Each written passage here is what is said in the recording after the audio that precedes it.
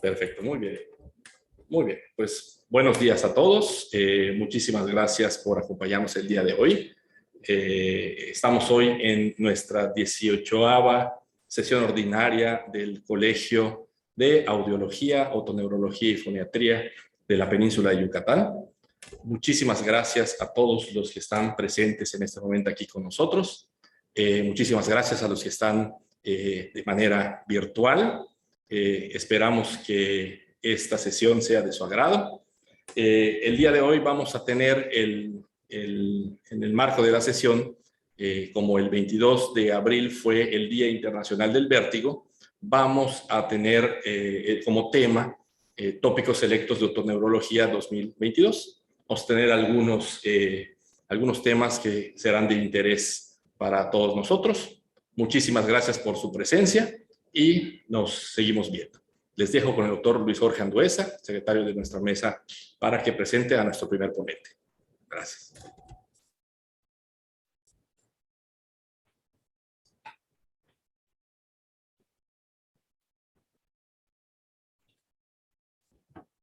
Muy buenos días a todos. A continuación vamos a tener a la doctora Erandi Bravo Armenta. Ella tiene una licenciatura en medicina por la Benemérita Universidad Autónoma de Puebla, una especialidad en neurología en el Hospital Juárez de México, un curso de alta especialidad en epileptología clínica en el Instituto Nacional de Neurología y Neurocirugía de la UNAM. Ella es maestra en ciencias por la Facultad de Química de la UNAM y es presidenta de la Asociación de Neurología Clínica del Sureste. Ella nos va a presentar el día de hoy el tema epilepsia del lóbulo temporal y sus diagnósticos diferenciales. Al final de la plática, ya sea por chat o si quieren dejar sus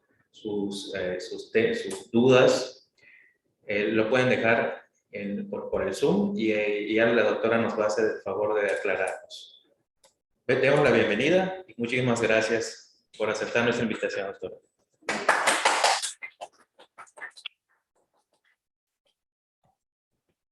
Hola, muchas gracias por la invitación. Quiero agradecer al Colegio de Audiología, Otoneurología y Foniatría de la Península de Yucatán el haberme invitado para estar con ustedes en esta mañana. Y pues vamos a iniciar, ¿no?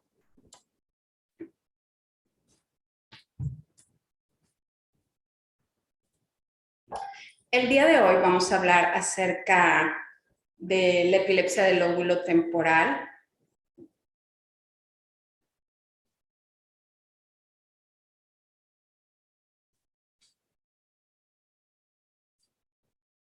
Y bueno, vamos a iniciar con algunas generalidades acerca de la epilepsia. La epilepsia es una de las enfermedades que los neurólogos vemos con mayor frecuencia. Yo creo que es como nuestra segunda o tercera causa de consulta. Y es un grupo muy heterogéneo. Cuando hablamos de epilepsia, en realidad estamos hablando de un grupo muy heterogéneo de enfermedades, tanto en su presentación clínica como en su comportamiento. Entonces, no es infrecuente que el paciente acuda por primera vez en busca de ayuda médica con otros especialistas que son distintos al neurólogo, y esto es por las manifestaciones tan diversas que puede presentarse durante una crisis epiléptica o los diferentes tipos de epilepsia que hay. Primero que nada, hay que saber lo que es una crisis epiléptica. Una crisis epiléptica va a ser la aparición transitoria de signos y síntomas que van a estar provocados por una actividad aumentada de manera excesiva y anómala y de manera simultánea en una parte del cerebro, o puede ser de manera generalizada o de manera focal. Tener una crisis de epilepsia quiere decir que somos epilépticos. La realidad es que no. Todos alguna vez podemos convulsionar en nuestra vida. Hay situaciones o lesiones de tipo agudo que nos pueden favorecer crisis epilépticas. Por ejemplo, si tengo una hipoglucemia, puedo tener una crisis epiléptica y no quiere decir que yo voy a ser epiléptica. O si tengo, por ejemplo, un síndrome de abstinencia, puedo incluso hacer un estatus epiléptico y no quiere decir que soy epiléptico. Cuando decimos que es un paciente o una persona tiene epilepsia, cuando existe una predisposición continuada a la aparición de crisis epilépticas y que no son provocadas. No existe como un desencadenante que genere esas crisis. Y va a tener consecuencias, no solo las crisis, va a tener consecuencias a nivel neurobiológico, cognitivo, psicológico y social en el paciente.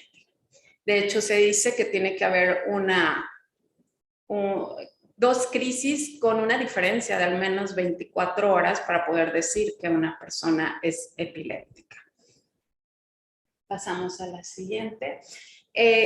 Como les comentaba, es una de las enfermedades de mayor prevalencia neurológica que tenemos. Se calcula de acuerdo con la OMS y la ILAE, que es la Liga Internacional de la Lucha contra la Epilepsia, que hay cerca de 50 millones de personas actualmente en todo el mundo que viven con epilepsia. Y la prevalencia de la epilepsia es muy variada, depende del país al que nos encontremos. En países con un alto desarrollo y que tienen ingresos altos, económicos altos, se calcula que con epilepsia activa, ya sea pacientes que tienen crisis o que requieren medicamento para controlar estas crisis, se presenta en 4 a 10 de cada 1000 personas, o sea, es muy, muy frecuente.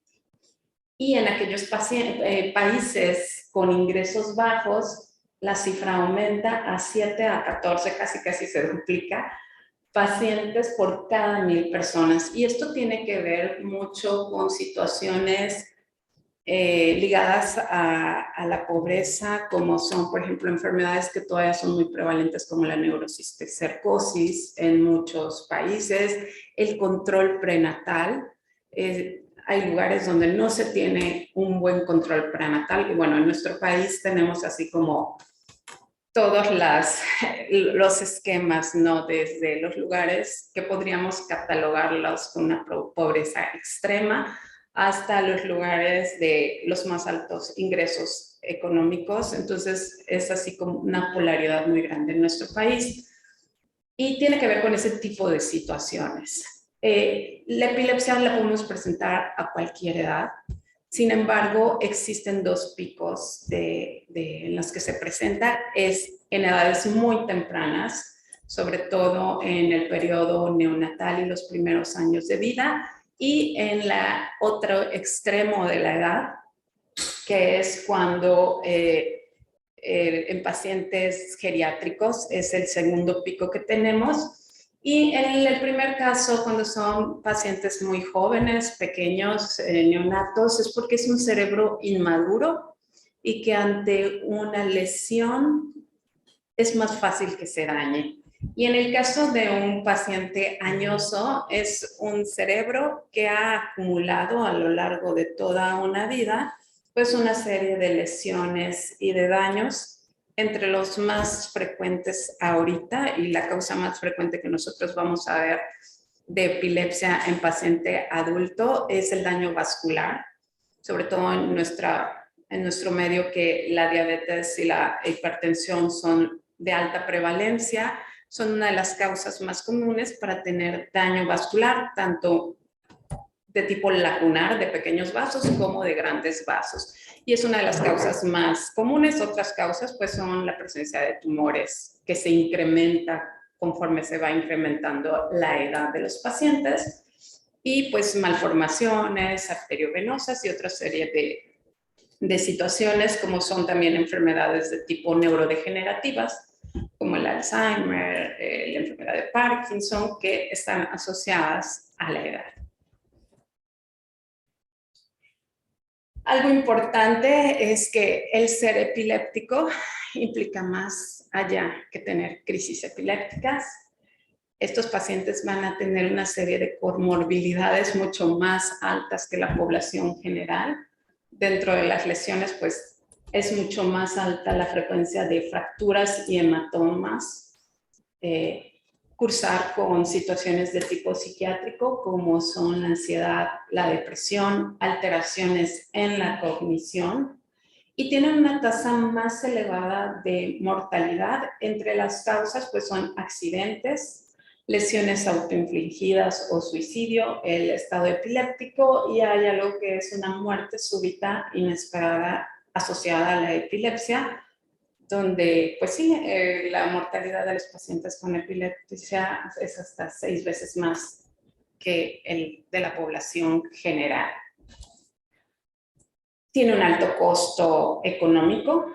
Los fármacos son caros, sobre todo cuando se trata de pacientes que tienen polifarmacia.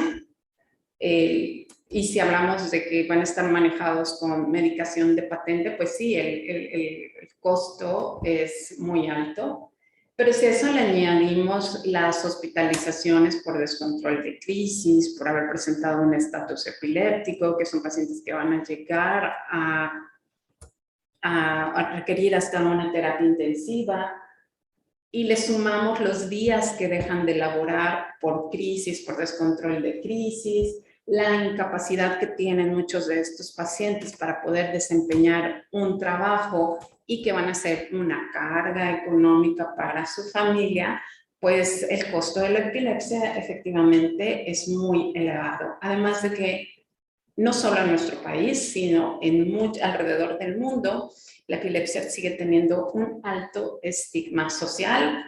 Yo, de las cosas más comunes que me he encontrado, pues son de que cuando saben en los trabajos que el paciente es epiléptico, pues los despiden. Es como una de las causas más frecuentes, pero no solo afecta la vida laboral del paciente. Si nos ponemos a ver, los pacientes epilépticos tienen mayor tasa de divorcio, mayor tasa de soltería que los pacientes que no son epilépticos. Entonces, aun cuando no sean síndromes epilépticos que deterioren al paciente, tienen mayor tasa de estar solteros y de divorcio. Cuando hablamos de epilepsia, la epilepsia la dividimos ya actualmente, ya no existe en el término de complejo y simple que manejábamos antes. Recientemente, la ILAE propuso una nueva terminología en el 2017, en el que los tipos de epilepsia se van a catalogar en focales generalizados, aquellas epilepsias que son combinadas, las crisis generalizadas y focales, aquellas que desconocemos la semiología de la crisis, y en base de esto podemos saber si se integra o no un síndrome epiléptico, y bueno, toda la serie de comorbilidades que van a estar asociadas, que ya vimos, a la epilepsia. Y pues la etiología va a ser muy diversa, puede ser desde un daño estructural a nivel del sistema nervioso central. Hay epilepsias genéticamente determinadas, como por ejemplo la ausencia benigna de la infancia, son epilepsias que son genéticamente determinadas. Otras que son secundarias a causas infecciosas, no como una manifestación de la infección aguda, sino ya como una secuela de la infección. En aquellos pacientes que tuvieron alguna encefalitis o una meningoencefalitis, un grupo importante de ellos va a tener epilepsia como ya una secuela tardía de la infección por alteraciones metabólicas, hay de tipo inmunológico y causas que son de tipo desconocidos. Nosotros nos vamos a enfocar, bueno, en las epilepsias de tipo focal. Le puedes dar un clic el día de hoy. Actualmente, las epilepsias de tipo focal las agrupamos en aquellas que inician o que tienen una conciencia preservada, que correspondería con lo que conocíamos como crisis parciales simples, y aquellas que tienen una conciencia alterada, y los síntomas pues pueden ser diversos como automatismos, atónicas, clónicas, aquellas que tienen un inicio motor o las que tienen un inicio no motor como sintomatología autonómica, la detención del comportamiento, que es alteraciones de tipo cognitivo, alteraciones de tipo emocional o sensorial. ¿De qué va a depender los síntomas que se presentan en la crisis? Pues va a depender del área donde se esté originando la crisis epiléptica. Entonces vamos a tener que aquellas crisis parciales, o que ahora les llamamos focales, son aquellas que inician en un hemisferio del cerebro, en uno solo de los hemisferios, y aquellas que están generalizadas afectan de manera global al cerebro, a ambos hemisferios. Se pueden originar prácticamente en cualquier lóbulo. Tenemos crisis del lóbulo frontal que están muy bien caracterizadas, del lóbulo parietal, del occipital, del lóbulo temporal, y en base a lo que las manifestaciones clínicas que nos va dando el paciente, nosotros semiológicamente podemos decir, por clínica parece ser una crisis del lóbulo frontal, del lóbulo temporal, en base a la semiología. A veces no es tan fácil reconocer en dónde inició, porque podemos tener lo que estamos viendo como clínica, en realidad es una propagación de la actividad epiléptica y el foco está en otro lado. Pero bueno, nos ayuda a saber al menos hacia dónde se propaga de acuerdo con los síntomas clínicos que está presentando nuestro paciente. Y bueno, nos vamos a centrar en la epilepsia del lóbulo temporal, porque es una de las epilepsias que nos pueden dar manifestaciones de tipo vértigo, de tipo audiológico, y creo que es una de las intereses de nuestros asistentes saber cómo sospechar o cómo sospechar que pudiera ser lo que el síntoma del paciente, una epilepsia. Nuestro lóbulo temporal está conformado por dos porciones. Tenemos una porción medial, que es la más interna y que va a estar conformada por la amígdala, el hipocampo, toda aquella parte parahipocampal, y tiene un origen filogenético distinto a la corteza que queda en la parte externa, que es parte de la corteza más nueva, que es la neocorteza. Entonces, la porción mesial tiene que ver con funciones, es parte del cerebro reptiliano en nuestra evolución no filogenética, y tiene que ver con situaciones de memoria, el control de conducta, tiene que ver con la motivación, añade el comportamiento afectivo a lo que estamos experimentando. Por ejemplo, si yo tengo dolor, mi corteza mesial le da ese componente negativo a la experiencia de dolor, ¿no? O al contrario, si tienes una experiencia, estás experimentando algo, una sensación, no sé, agradable, pues esa sensación, esa experiencia de placer nos lo va a dar nuestro lóbulo temporal en su porción mesial.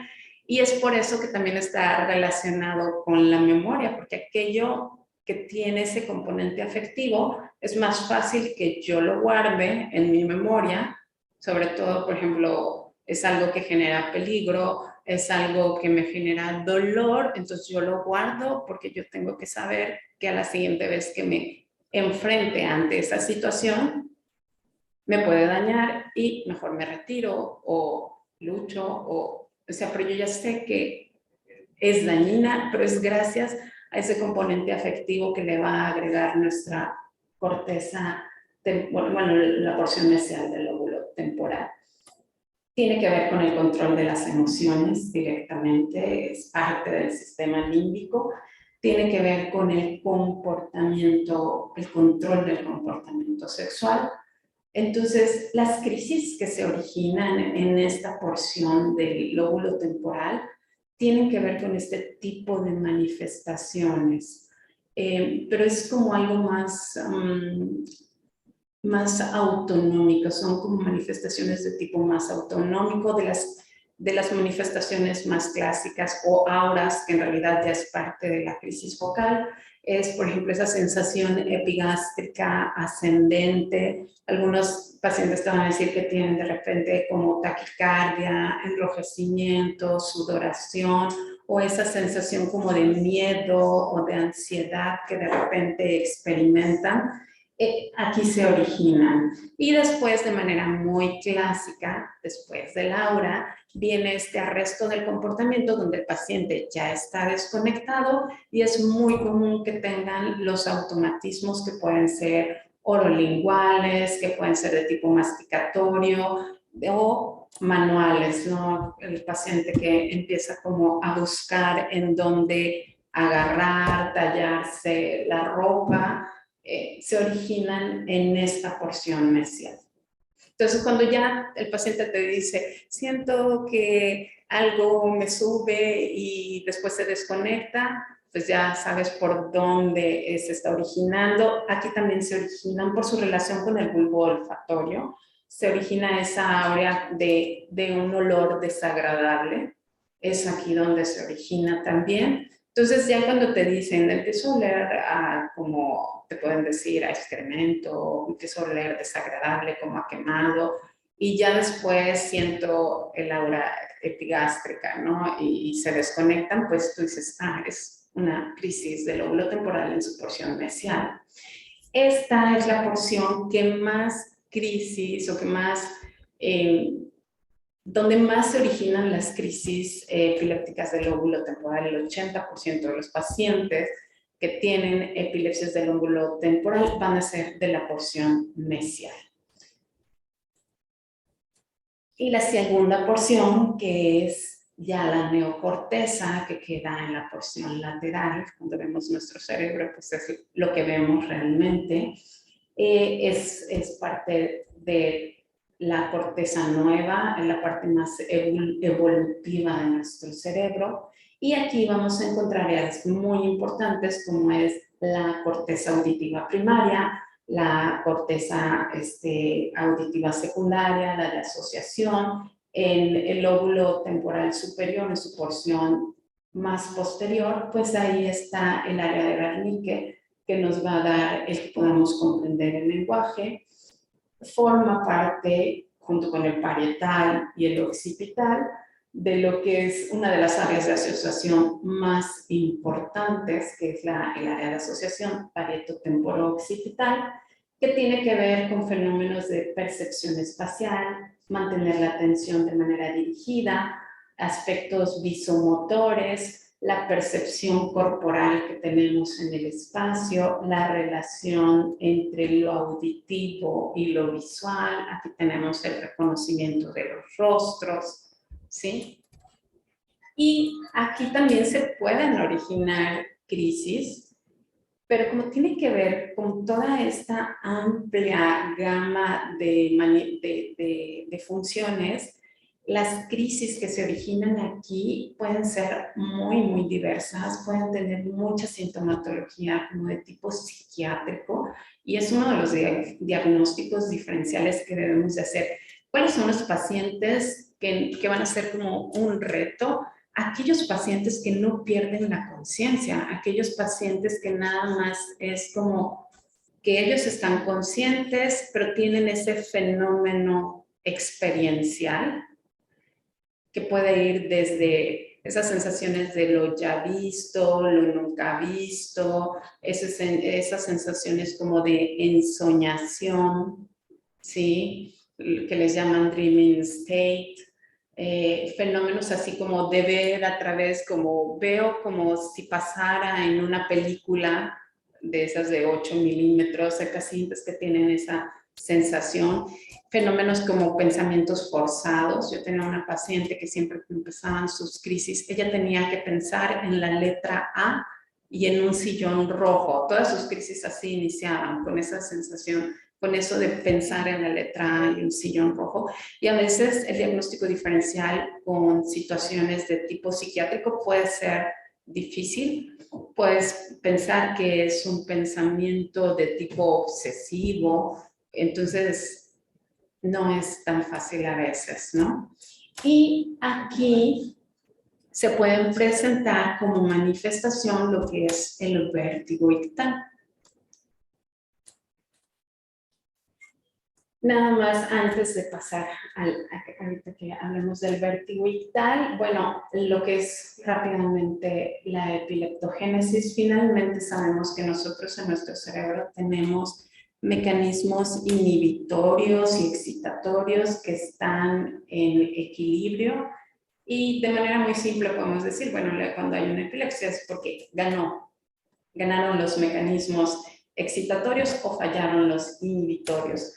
Pero es algo más allá de eso. Nosotros vamos a tener un daño inicial y en ese daño inicial hay varios mecanismos que ahorita se han descritos, como por ejemplo va a haber un daño a la barrera hematoencefálica, va a haber una alteración a nivel axonal que va a generar que se empiecen a formar esas fibras musgosas, empiezan a proliferar y generan como esos circuitos reverberantes de actividad epiléptica que muy probablemente es lo que le da esa evolución hacia la refractariedad.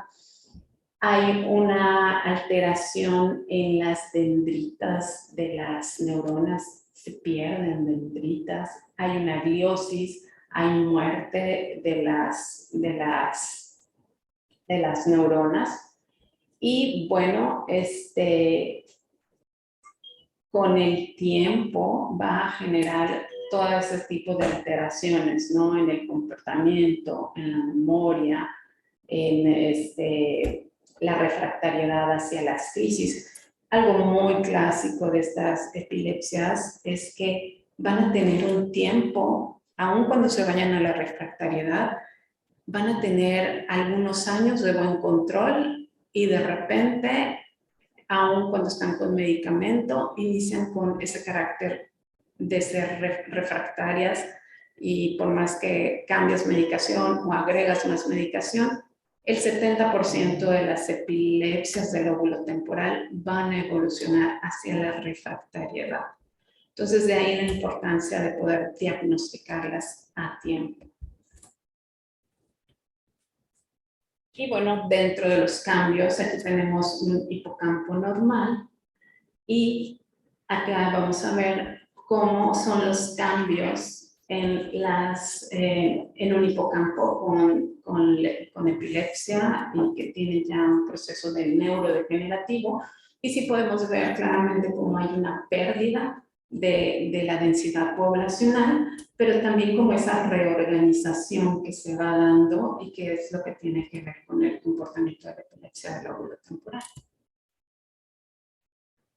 Entonces, como hablábamos a nivel de la neocorteza, pues podemos tener fenómenos de tipo auditivo, somatosensoriales, los psíquicos que pueden ir en una gran variedad, seguidos del arresto de la conciencia, los movimientos clónicos o tónicos clónicos, pero esos pacientes que ya tuvieron el arresto de la conciencia, a menos de que nunca sean vistos por un familiar y que te lo pueda referir, sí se convierten en un reto diagnóstico, pero aquellos pacientes en los que ya vieron que se pierde, porque así te van a decir, o que se caen y tienen movimientos tónicos clónicos, pues ahí es como que más fácil poderlo sospechar, ¿no? Y una de las manifestaciones que les comentaba es el vértigo ictal. No es exclusivo el vértigo ictal del lóbulo temporal, pero sí es un área frecuente donde se va a originar y se genera en la parte posterior, ¿no? de la primera circunvolución temporal, de la circunvolución temporal superior. Pero se puede generar también en el lóbulo parietal o en epilepsias más posteriores como la del lóbulo occipital, que en su diseminación de la actividad epiléptica se va hacia la región temporal, pueden tener este tipo de manifestaciones de vértigo ictal. Y en realidad es una ilusión, es un fenómeno de ilusión de movimiento.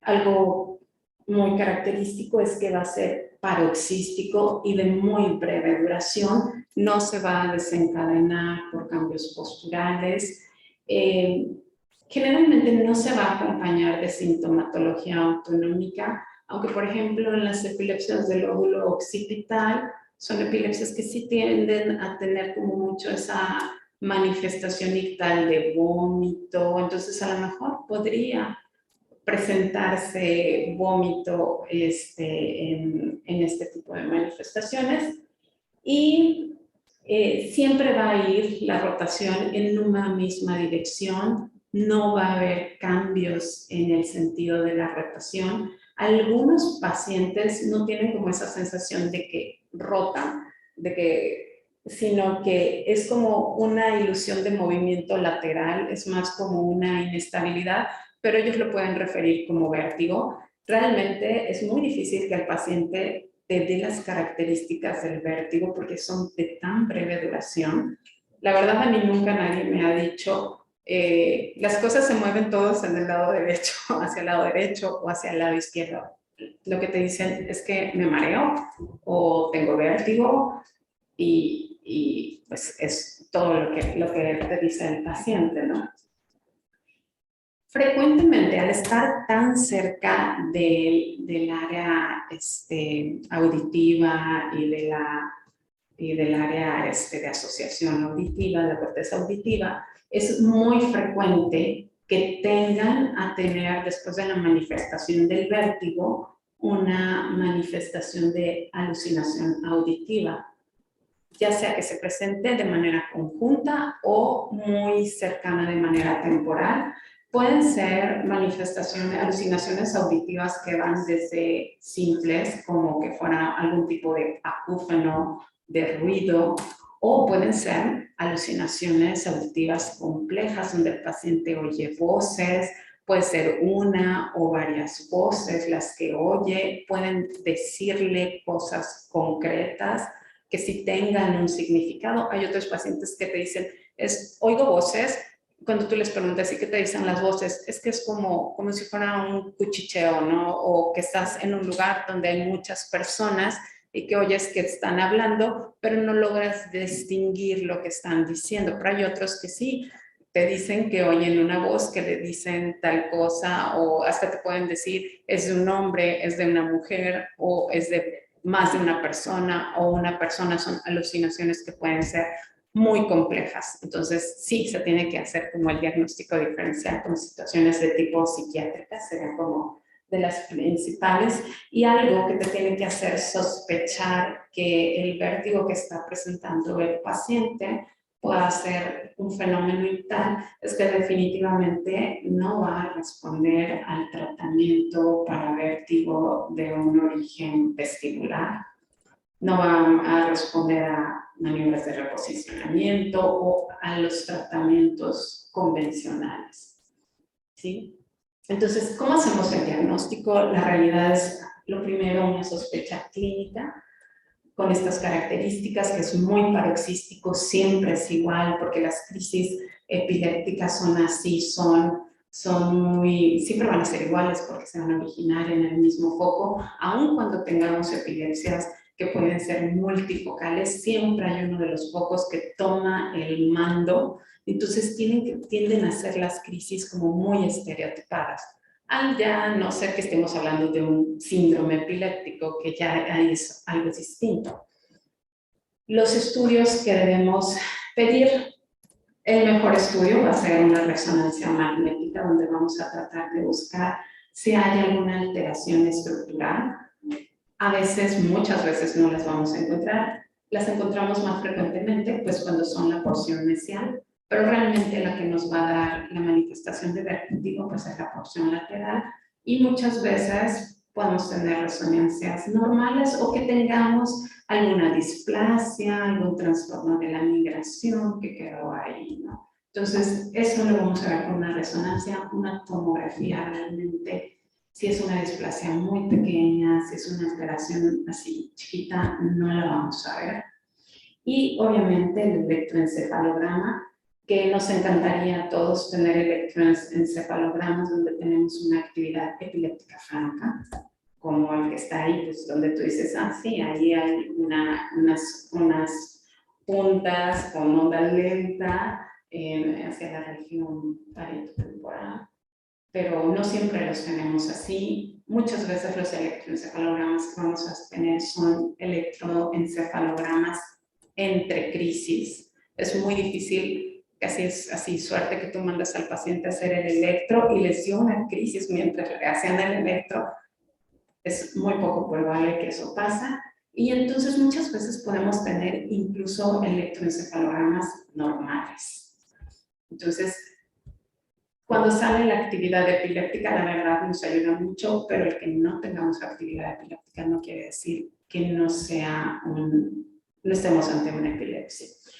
Tenemos otros estudios que ya son como más avanzados, que sería un videoelectroencefalograma, donde se graba al paciente por varias horas, incluso días. Esperamos que le dé la crisis y cuando avisa el paciente que tiene el fenómeno, pues durante todas esas horas o días, el paciente se está grabando y ahí podemos ver la actividad epiléptica y de dónde se origina.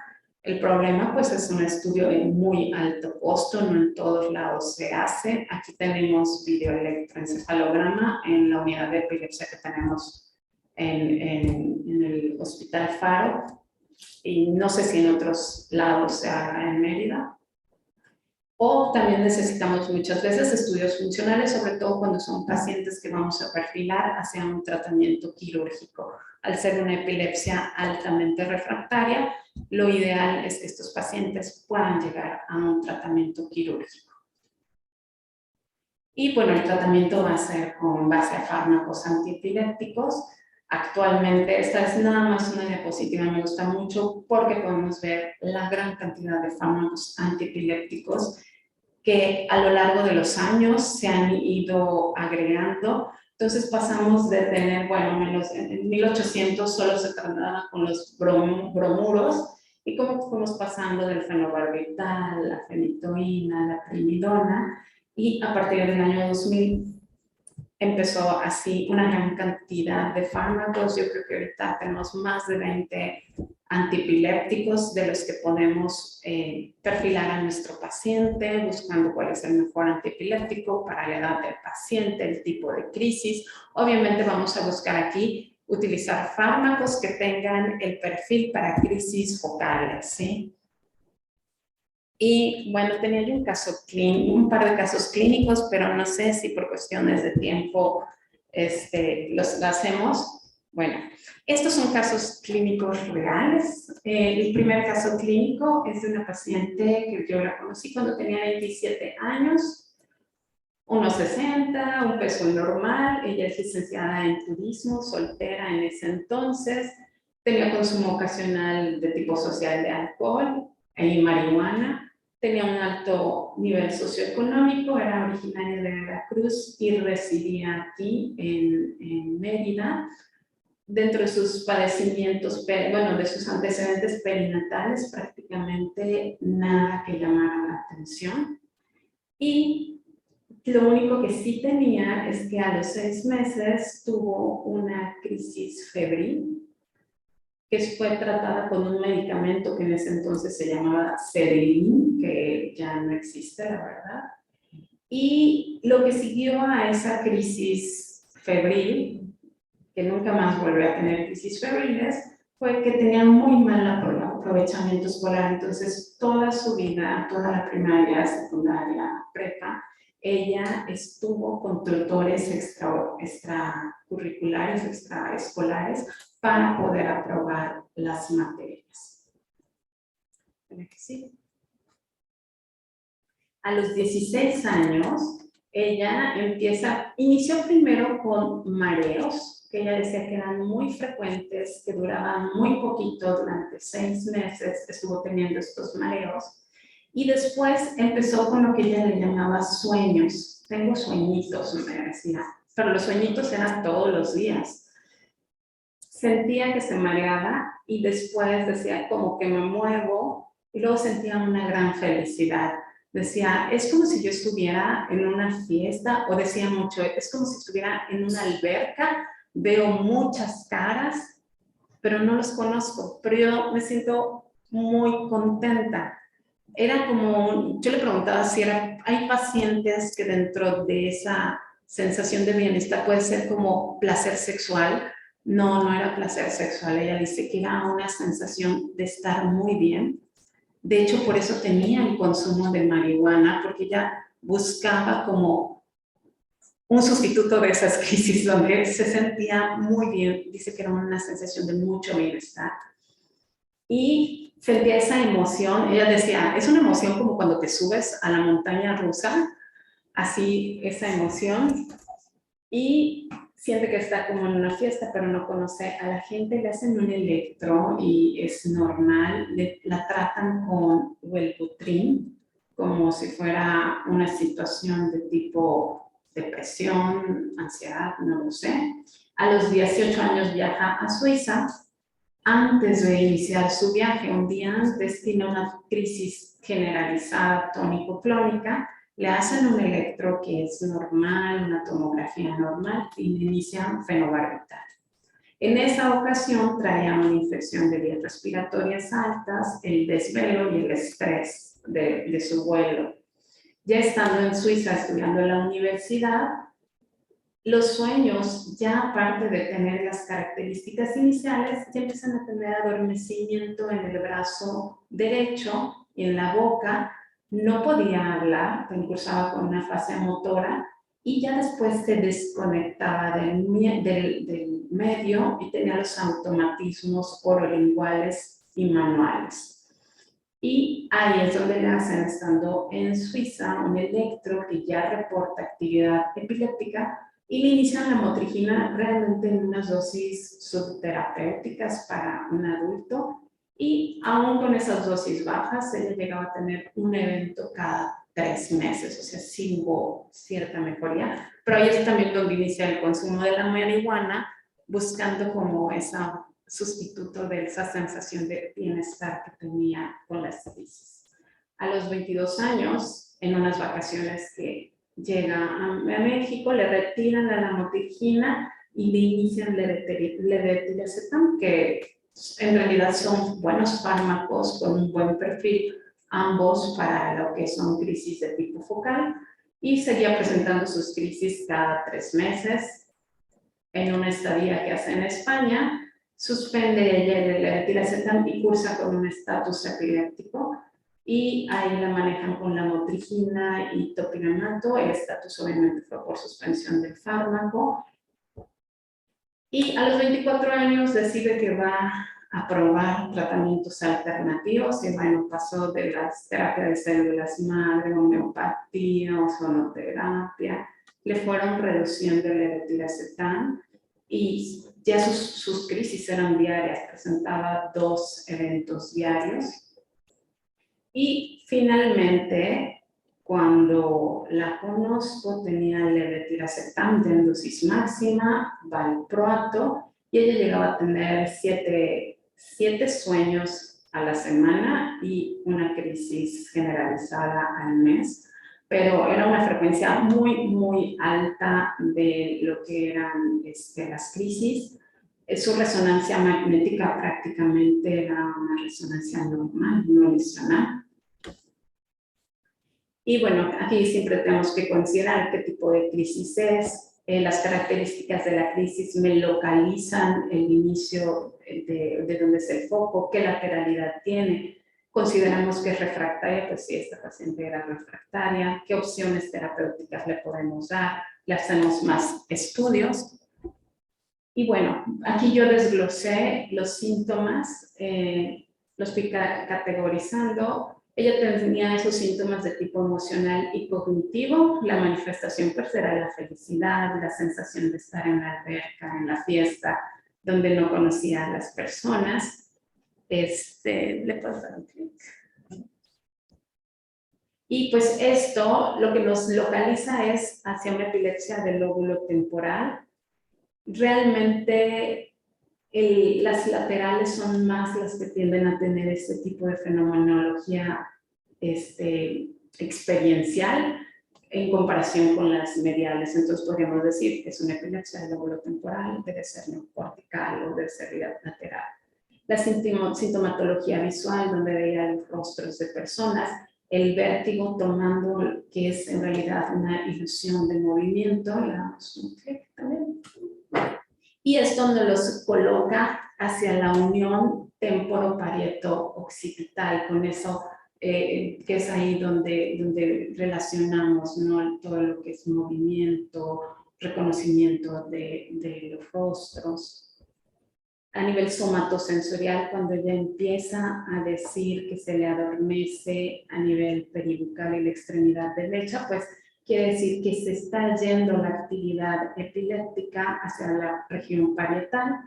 Después tiene síntomas cognitivos como la fascia motora, que quiere decir que se está yendo hacia la región frontal, en el giro frontal inferior. Sus automatismos alimentarios y manuales, pues nos los ponen a nivel temporal, sobre todo hacia la región mesial. Entonces, con esto nosotros podemos decir, sus crisis de esta paciente, así como van caminando, inician en la porción temporal, lateral, en la parte posterior, tienen cierta, la actividad epiléptica se va a ir un poco hacia las regiones más posteriores, se va hacia la región temporoparieto-occipital, pero también se va proyectando hacia regiones anteriores como es la parietal y la frontal y la temporal en su porción mesial.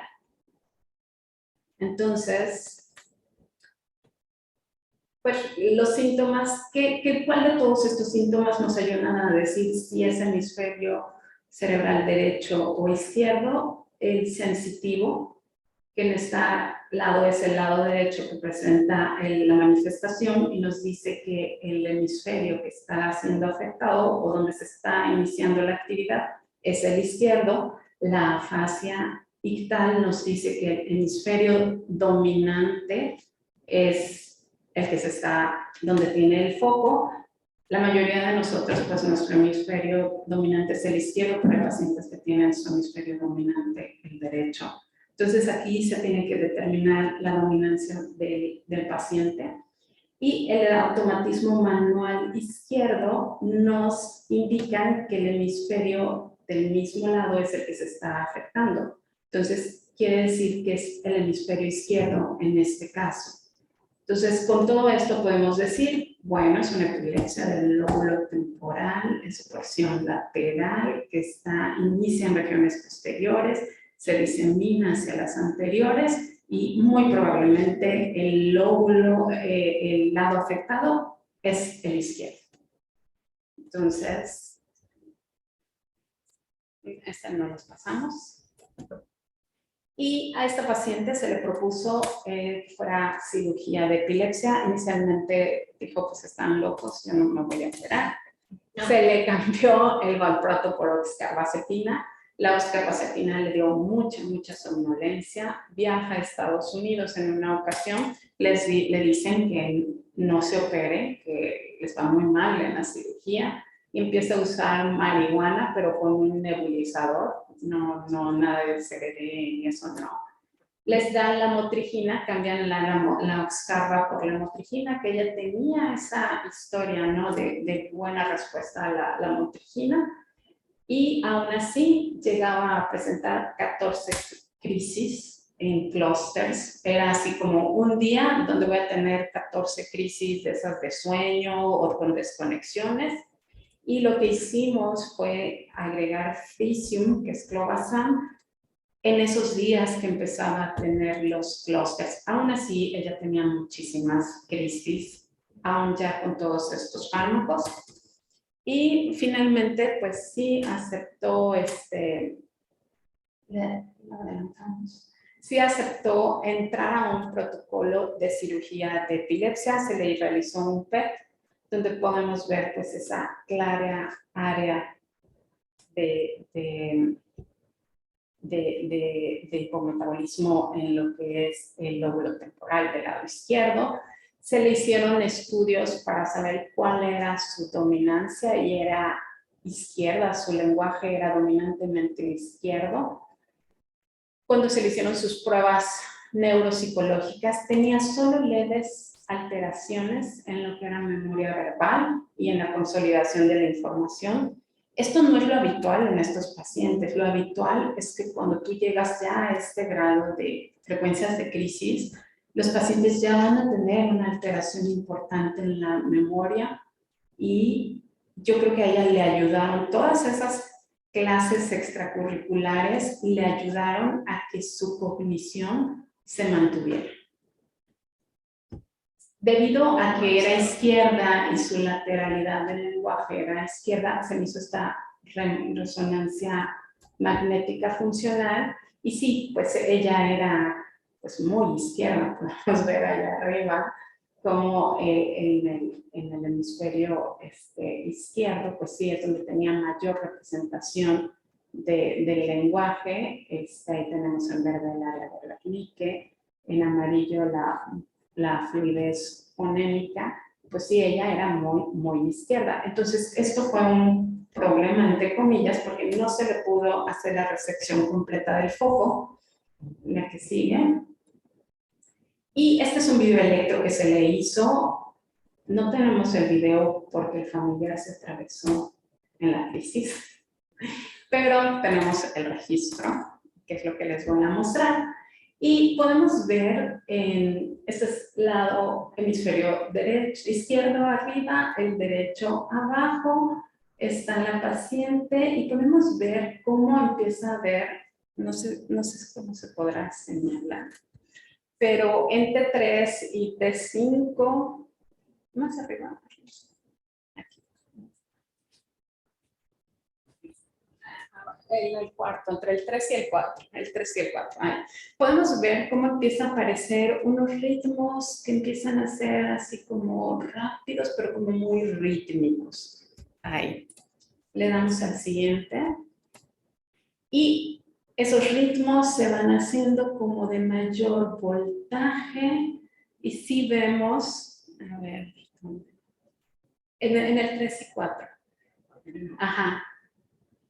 Pero si se fijan ahí, ya el T5 y el occipital, en la de abajo, en el cuarto, ya es donde tiene mayor amplitud esa actividad rítmica. Aquí todavía no son puntas, no, es solo una actividad que empezó a ser muy rítmica. Y si se fijan, pues sí tiene que ver con la clínica, donde por clínica se iba hacia las regiones occipitales también esa actividad epiléptica.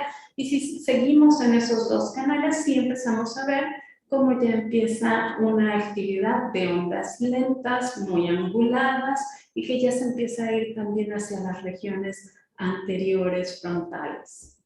Y hacia las frontales. El que sigue. Y conforme va avanzando el evento, pues ya tenemos la propagación de la actividad, ahorita sí ya francamente epiléptica, en todo el hemisferio y hay cierta propagación que se va hacia el lado contralateral. Y ya va terminando la crisis. Finalmente esta paciente se le hizo su cirugía en el 2013. Tuvo, después de la cirugía, un estado epiléptico donde tuvo varias horas esas sensaciones como de sueñitos que tenía. A los 2 años después de la cirugía se le retiró la lamotrigina, actualmente está con una dosis muy baja de levetiracetam y tuvo en 2019 un embarazo, su primer embarazo. En el segundo trimestre tuvo esa sensación de estar viendo una película por segundos. Ahorita acaba de tener su segundo embarazo y es una persona muy funcional. no todo es miel sobre hojuelas, porque esta es la resonancia después de la cirugía y podemos ver que lo que se hizo fue como quitar las áreas hacia donde se propagaban de manera anterior, ¿no? Y quedó con un pequeño déficit, obviamente visual, pero pues es muy aceptable. Tiene una vida muy funcional. Pero cuando le hicieron sus pruebas neuropsicológicas, ahora sí se ve, obviamente secundaria a la resección del área, de la región temporal, pues sí se ve que hubo un impacto en lo que fue memoria, en lo que fueron algunas funciones ejecutivas, y sí hay como cierto aplanamiento, no aplanamiento en su personalidad, es desapegada. No es la típica mamá latina, no es así, ella es como muy desapegada, como que emocionalmente le cuesta trabajo formar vínculos. Y eso sí fue después de la cirugía. Esta paciente estuvo en rehabilitación cognitiva, pero sí todavía quedaron como secuelas de la cirugía de epilepsia, pues esas alteraciones. Yo le he preguntado, porque sigo viendo a esta paciente, si se volvería a operar a pesar de las alteraciones en la cognición que quedaron. Ella dice que sí se volvería a operar. Dice que en realidad eran mucho más de las crisis que ella me reportaba, eran muchísimas más las crisis que tenía. Y pues es una paciente que maneja, hace nada, hace todo, pero sí tiene esas cuestiones ahí, pues pequeñitas en la memoria y en el apego emocional que se ve. Y pues yo creo que nos quedamos aquí con este caso, y no sé si tengan alguna pregunta que quieran hacer. Puede ir en el chat. Ajá. ¿Alguna pregunta?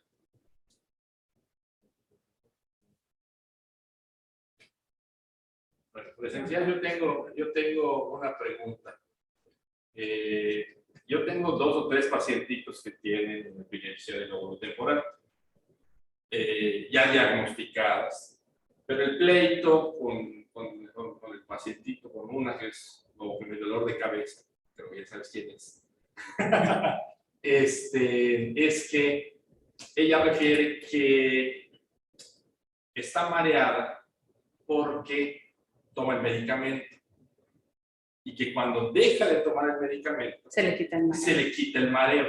Y entonces ella no entiende por qué Tiene que tomar el medicamento. tiene que tomar el medicamento Ya sé quién es. sí, claro, que le genera más mareo de lo que no.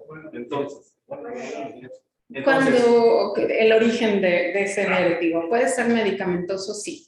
Sí hay medicamentos que nos pueden generar vértigo, sobre todo los que actúan sobre canales de sodio, carbamazepina, fenitoína, la cosamida de los más nuevos, la motrigina, sí puede ser. Hay que ver, incluso la Oxcarva también lo puede generar. Hay que ver si no está en una dosis excesiva, si no tiene datos de intoxicación, por ejemplo, por carbamazepina. Es un síntoma muy común en la intoxicación por carbamazepina. En el caso de esa paciente, yo sé que tiene dosis normales, pero es que, bueno, ya no les pasé por cuestiones de tiempo, pero la epilepsia del lóbulo temporal daña mucho la personalidad del paciente. Entonces son pacientes, de hecho, desde hace más de 40 años ya había papers que decían, ¿no?, de la personalidad del paciente con epilepsia del lóbulo temporal, que tendrían a ser como muy rígidos, hiperreligiosos, obsesivos. También puede haber una situación de que sea como esa obsesión del paciente porque tienen vértigo, o que ese fármaco es el que le genera el vértigo. Es difícil porque nuestra obligación es creerle a nuestros pacientes, esa es mi obligación, y tengo que como estudiar todas las causas posibles de vértigo y sí, a lo mejor cambiar el fármaco. Esa paciente en particular ya tuvo levetiracetam y también decía que el levetiracetam le hacía. Ella tiene ideas muy fijas, entonces podría ser una idea fija, también podría ser, es una posibilidad. Pero sí hay fármacos que nos pueden dar vértigo como un efecto secundario del fármaco, sí lo hay. Doctora, disculpe, ¿y qué tan frecuente es la epilepsia del lóbulo temporal? En cuanto a la comparada En con los adultos es la epilepsia más frecuente que vamos a tener.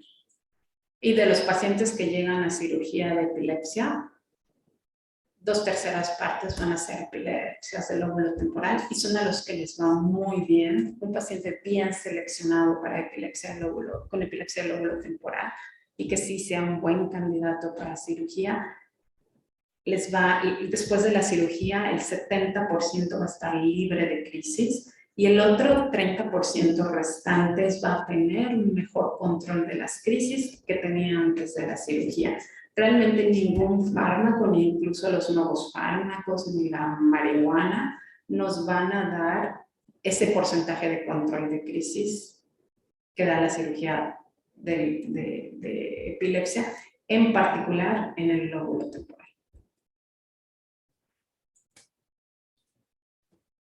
¿Alguna pregunta de chat?